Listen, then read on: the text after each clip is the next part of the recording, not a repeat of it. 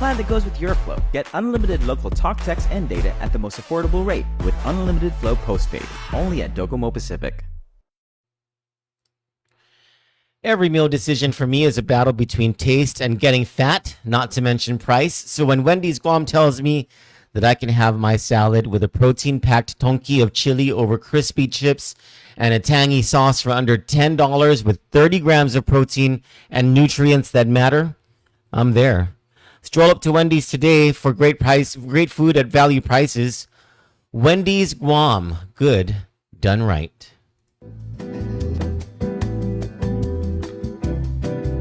Kandit News is brought to you by 76 Circle K Guam.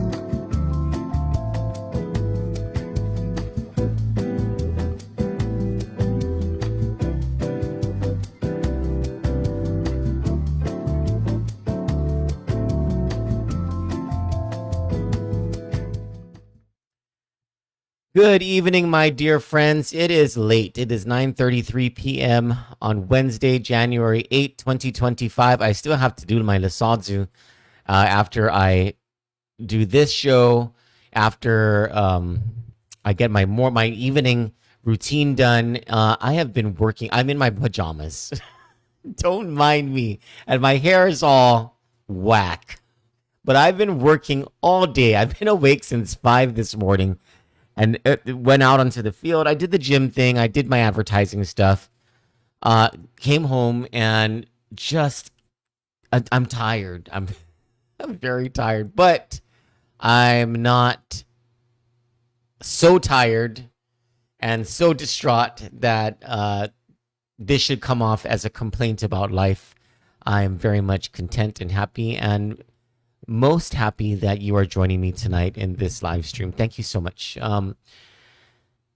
The Republicans who just took over the legislature, I kind of feel bad for them. This is supposed to be their honeymoon period. We are supposed to be in anxious anticipation of the legislation that they are going to push forward come January 13.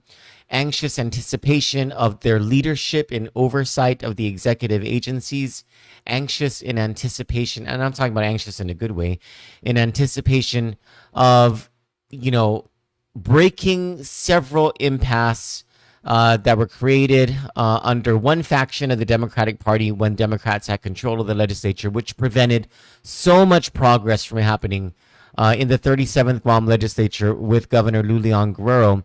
And so there is hope even from the governor herself that this new Republican majority will signal different, better leadership. And as this is happening, and on the same day that this new leadership was inaugurated, the court handed down a decision and order that may very well lead to the Republicans' first test on transparency. And this is going to be a difficult test on transparency because even though some of these Republican senators do not like their colleague, Republican Senator Telo Taitague, she's still a Republican. She has the power of a legislative committee, a larger budget than when she was a minority senator. She has the power of her own voice, which she has used to assuage voters, though, she almost didn't make it. She actually did make it into the legislature. She was able to convince voters to send her back into the legislature despite her misconduct in office. And so she has that voice. And now comes former Senator Tom Fisher, who filed a lawsuit against Telo Taitague last year in August. Was it August? No, it was in July. For failing to follow the FOIA. And on Monday, Judge Dana Gutierrez handed down a decision and order that basically called Ms. Taitague's arguments in that case absurd, ruled against her, essentially said she broke the law. And now a hearing is being scheduled to determine, one, whether she is personally liable to pay the $1,000 fine that the FOIA or the Sunshine Act requires, and two, whether there's going to be a finding that she conducted herself arbitrarily and capriciously, which is a criminal misdemeanor under the law. And so, on top of Tom Fisher, and I have an interview with him that I had yesterday that I'll play for you in just a minute.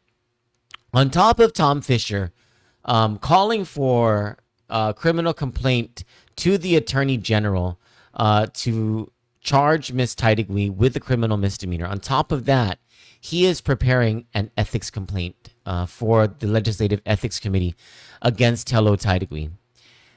It hasn't even been 1 week. The legislature it doesn't even have the ability to accept bills yet until next week. And it hasn't even been 1 week. And it looks like the first order of business for the Republicans, the first order of substantive business for the Republicans, is to investigate their own. And this isn't some normal investigation. This is an investigation into conduct that is contrary to the promises that the Republicans made, that if the voters would give them the majority in the legislature, they will uphold the transparency laws. They will be transparent. This lawsuit that Ms. Taitague lost, and for which she may be found to have acted arbitrarily and capriciously by the court, is about transparency. It's about her refusal to disclose public records to Tom Fisher upon demand through the FOIA. And it's an interesting case, and it's an ironic case, because Telo Taitague had been for several years one of the loudest defenders of open government and the public's right to the inspection and provision of public documents based on the law.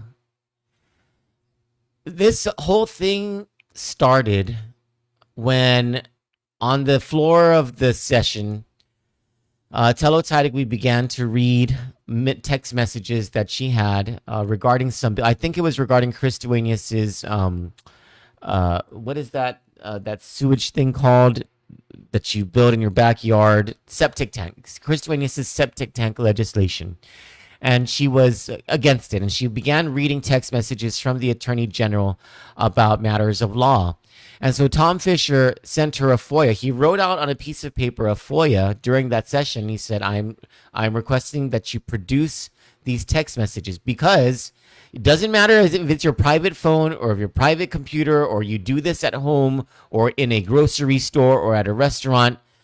If you transmit or receive public information or conduct government business in any way on your mobile device, your computer, even if it's your personal stuff, that is subject, and you are a public official, you are subject to the disclosure requirements under the FOIA, unless it's information that is exempted from the FOIA. And there's very few exceptions. And so he requests this, and he had a right. Anyone would have a right to that. And Telo Taitague, the cameras show that she crumpled it up, the piece of paper, the FOIA request, and threw it in the trash can. Not a good thing to do. You know, she could have complied. I don't know why she did that.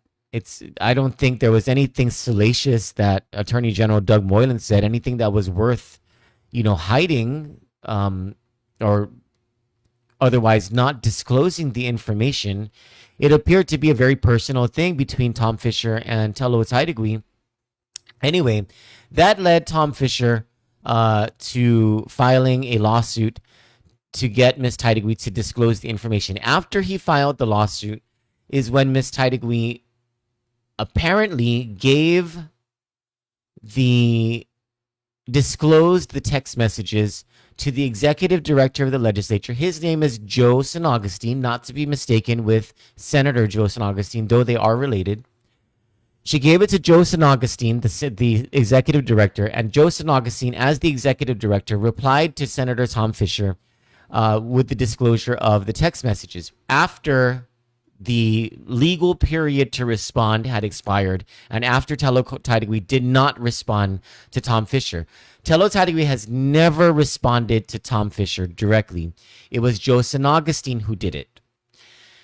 And under the FOIA law, if you are the custodian of the record and you receive a demand for production of that record, whether it's by inspection or for a copy, you are required to produce it if it is public information within a certain number of days, or you can request, if there are circumstances that they're spelled out in the law, certain circumstances you can request for an extension. Telo Taitague didn't do any of that.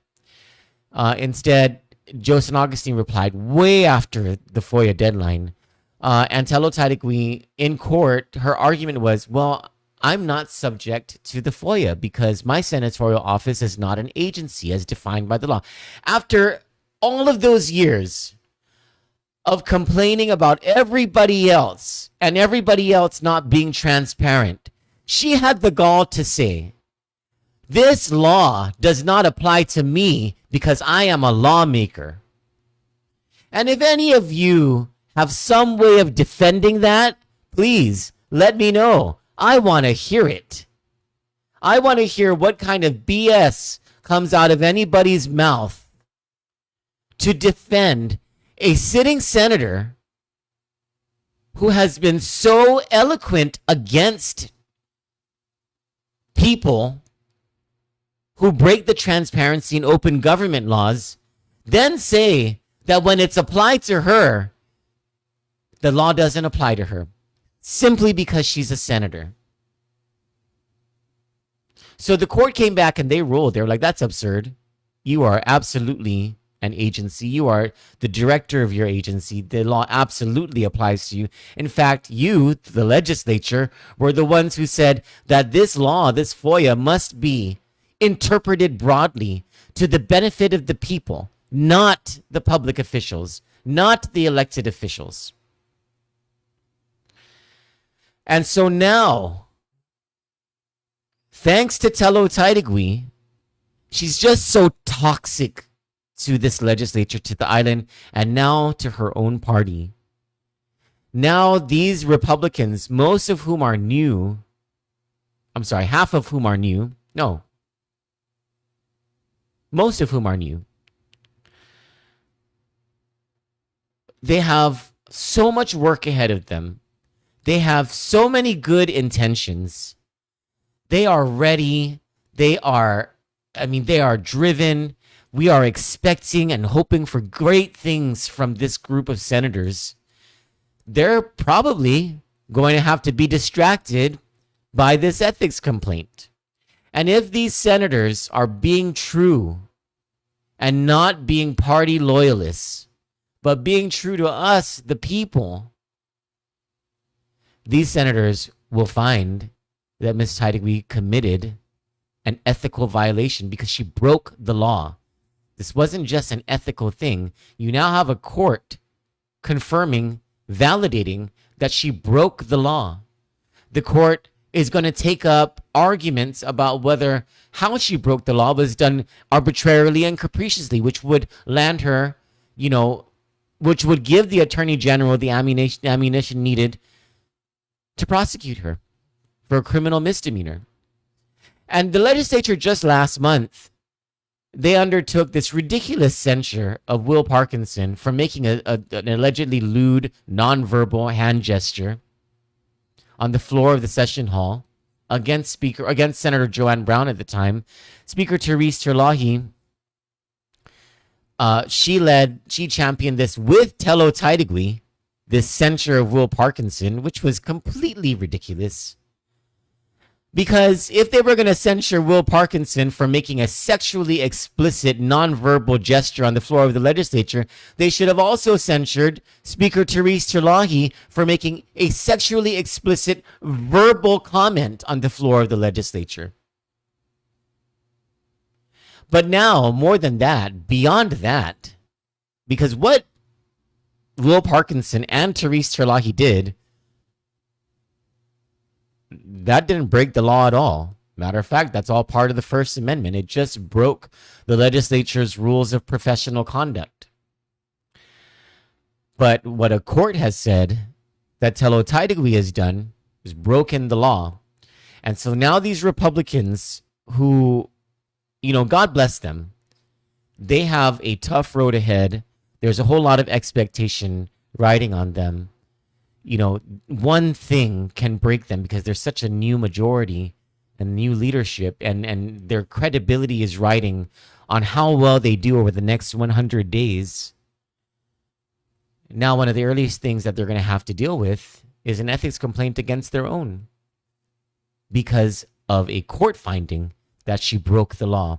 Here is my interview yesterday with Attorney Tom Fisher, who is a former member of the legislature, about so the first year it's a hard open because it follows. It's the second part of an interview. The first part of the interview I'll likely talk about tomorrow, and it's regarding the whole panhandling thing. But this is the second part of the interview, and this is where we talk about the Telo Taitague lawsuit. That in local court there is an affidavit signed under penalty of perjury by a process server who claims that Senator Telo Taitague assaulted him. Should that be something that the Guam Police Department or the Attorney General's office should be investigating? Absolutely. There's the assault itself, but there's beyond merely, we're talking about Telo Taitague. Yes. She assaulted a process server over at the Guam Legislature when she went, this gentleman was trying to actually give her legal pleading. She assaulted him, and there was a video, I'm convinced there was a videotape recording of it, and that videotape disappeared, and nobody has looked into that, but that is most certainly a fruitful subject for inquiry. Let's talk about that. What resulted from that, I'm sorry, that was the case where you filed a FOIA request. You filed the FOIA request. This was because you sent a FOIA to Senator Taitague for, coincidentally, documents that she had on her phone from Attorney General Doug Moylan regarding some legislative issue that you guys were having. Absolutely. And you asked her, you used the FOIA to demand production of these messages, and she did not comply with the FOIA. She pushed it to the floor originally, and then she picked it up and crumpled it and then threw it in the trash can. And she never did herself respond to you. She sent the matter through the legislature, and then she made this argument that her office is not required to make these or to disclose information because it's the full legislature that should be considered an agency under the law. She lost that argument before the court. Yes, yeah. Can you explain what the court said to? Sure. The court was saying that. Well, let's talk about the argument. Telo said that she was not subject. Senator Telo Taitague said that she was not subject to the law.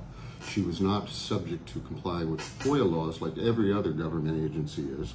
I mean, there's not a question about that, but for some reason she felt that she, I guess, and her office were immune to that. I don't know if she thought that she had that the fact that she was a senator and has been a senator for, I don't know, 8 or 9 terms, that somehow imbued her with the right to evade and avoid the law. I can't think of another reason. That the FOIA law is pretty clear. So what happened was, we made the FOIA request, and then she absolutely refused to comply with it, and we had to sue her. And then after we sued her, then all this stuff started unfolding about the executive director who had not been the subject of a FOIA needed to answer the FOIA and so on.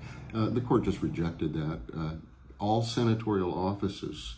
This is the best thing. I don't want to. Well, I will. I'm going to toot my own horn. This is the best thing about that. Now, every single senator over there knows that they are subject to FOIA requests. And one of the follow-ons of that is, I hope these people understand now that the reason they're subject to the FOIA request is because they are in possession of public records. Those public records may not be destroyed. Those public records are not theirs. They have to keep them. And just for these people to understand, public records also means your transmissions over the internet through your computers or through your phones. That's the people's business, and when it's asked for, you must produce it. Even if it's on your personal cell phone. Even if it's on your personal device, which any lawyer would tell these folks over there, hey, boneheads, why are you conducting public business on your private phone? You're just opening yourself up for just a world of hurt. I don't have much faith, to be honest with you, but I hope some of them have comprehended that. Well, the thing that I want to, it appears that since the court has ruled against Senator Taitague, that means that she has broken the FOIA law. Yeah. You have a sitting senator who has broken the law. Yeah. And I intend to refer this over to the Attorney General's office so Mr. Moylan again can investigate the case to see if it is a misdemeanor prosecution that he wants to undertake. And if he does undertake, he will, I believe, prevail in the case. And Senator Taitague will be convicted of a crime, and punishment will flow from that. On top of the criminal aspect, the legislature just a couple months ago just last month, censured Will Parkinson for making a nonverbal gesture on the floor of the legislature. Now you have a sitting senator who a court has said has broken the law. Shouldn't the legislature undertake some sort of censure proceedings or ethics investigation against Senator Taitague? Absolutely. I mean, what's good for the goose is good for the gander. And Will Parkinson's my friend. I was sitting probably 20 feet behind him when this alleged event happened. Nobody in the room saw anything like that happen. And Will Parkinson, the initial censure came through the Rules Committee, and the Rules Committee rejected the censure. And then Therese Terlahi, quite frankly, I guess I'm spilling the tea here, but Therese Terlahi got mad at Will because Will called her an arsonist, or words to that effect, for trying to destroy the governor's plan for the new hospital. That set her off, and next thing you know, she had marshaled the Republicans. You got to remember, I think this was before the election. Marshaled the Republicans, and then she and her the three musketeers, right? Therese and Chris and Sabina. Yeah, they all jumped on it, and they're saying they saw a way to, in my opinion, they saw a way to make a clearer path for their own reelection. That's what happened. Do not think for a moment it was based on merits. So what message do you have for Therese Terlahi, Chris Barnett, Sabina Perez, and whatever Republicans who remain in the legislature who voted for the censure? What's your message to them about what they should do regarding Telo Taitague? Well, first of all, I think they should straighten up and fly right and realize that they have a public trust, and this isn't a place where the legislature is not a place where they should be, grinding personal axes just because they're offended by a speech on the floor. It's stunning that somebody would need to remind them of that. It's been a long time since high school, folks. Long time. People didn't put you in there to act like that and censor a person who didn't deserve it, yet at the same time give Senator Taitague a pass. So you think they should be doing something about this? Oh, absolutely. In fact, I plan on making an ethics complaint. Well, right on. And can anyone make an ethics complaint? Not that I know of yet, but I certainly intend to do so. And by the way, any citizen out there who might be listening can make the complaint themselves. You don't have to be a senator. You don't have to be an attorney. You don't have to be anything. Just make the complaint. If you think she's misbehaving, it'll be referred to the ethics committee for investigation or dismissal. One last point. What do you think the results of this lawsuit, the effect that it has should have on the legislature? What sort of chilling effect do you think it has, and on on senators, and what sort of positive effect does it have on we, the people? Let's start with the latter point. What sort of positive effect does it have, we the people? The Superior Court has stepped forward to ensure that we have a right to inspect public documents. This is not a government that is... How many times, if you go through the record and find out how many times, for example, Senator Taitague stood up and told us about the need for transparency and scolded us and everybody else about the need for transparency, yet she is the one who refused to comply with the FOIA request, and I believe might well have destroyed government documents. The court did find that these were public records, public documents. If Telo Taitague has destroyed them, and we'll find out sooner or later, then she has committed a crime. As it's been said a million times, it's the cover-up that kills you. It's not the initial action. And actions have consequences. And, none of us are here to be Senator Taitague's or anybody else's nanny.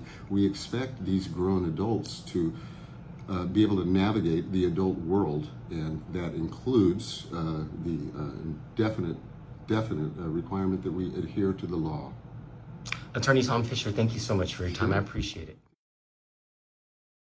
I want to make a couple of points. The first of which is Telo Taitague is not the only public official who has ever violated the FOIA.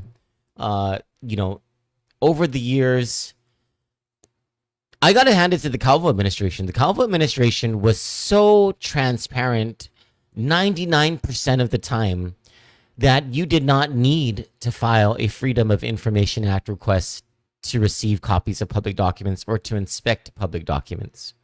That's how transparent, that's, maybe transparent's the wrong word. It's too broad a word. That's how dedicated the Calvo administration was to ensuring that whoever wanted public records got public records timely. Like, I'm talking about within a day or two, not waiting for the full 4 days of a FOIA or a 10-day extension or whatever the case may be. And I can personally attest to that. The Leon Guerrero administration has been less than transparent, and there have been, like, it's been almost like their unwritten policy that if you want information in many of these agencies, you have to send a FOIA, which is ridiculous. And then many times I've FOIA'd things, and most of the time, they've been good at disclosing all the appropriate records. But there have been times when not just the Leon Guerrero administration, but also autonomous agencies have made it either difficult to get the documents or refused to release documents that they had the discretion to release simply because the law said they didn't have to. That is not being transparent. And so, Telo Taitague shouldn't be the only person we think about when we look at this case. And it's especially in that last point that Fisher was making about the chilling effect that this should have on public officials and the positive effect that this should have on we the people. This lawsuit, and I remember the same thing happening when Bob Klitsky sued then Director of Land Management Mike Borja and prevailed in court. The chilling effect that had on public officials to not act that way ever again. And so, at that point needs to be made, because it's not just Telo Taitague who we should be picking on here. Whether you like her or you don't like her, it ain't just her. It's so much of the government. And then secondly, the second point I want to make is I'm disappointed in all parties because of the use of public funds in this case. So because of last legislature standing rules, and I don't know if the current standing rules are the same, but last legislature standing rules allowed for the use of public funds for senators to defend themselves in court when it had to do with official actions. And so there you had then Senator Tom Fisher on the floor of the legislature trying to get information associated with official actions of the legislature. Senator Telo Taitague, in her capacity, receiving this FOIA, and then in her official capacity in the official residence of the legislature, trashing the FOIA request letter. They both hired attorneys and they both used public funds. Both of those expenditures approved by the spending authority at the time, Senator Chris Barnett. A case can be made that the more egregious violation is Senator Taitague because she used public funds to defend her violation of the law, and that was validated by a court. But truly, both senators, plus the expenditure authority, Chris Barnett, using public funds or authorizing the use of public funds so that these senators can get engaged in a lawsuit, while good came out of it, I mean, the bad thing is that we, the people, are the ones who are out those tens of thousands of dollars because of this legal fight. And I think that's something that needs to be noted. I need to go finish the rest of my night and do my Lisadzu. Join me for the Lisadzu, I would say, in about 30 minutes. God bless you all. Thank you so much for joining me on Kandit News. With more issues coming out of both Guam and the CNMI tomorrow and every day except Sunday, where I intend to take breaks. You all have a wonderful night. Good evening, and God bless you all.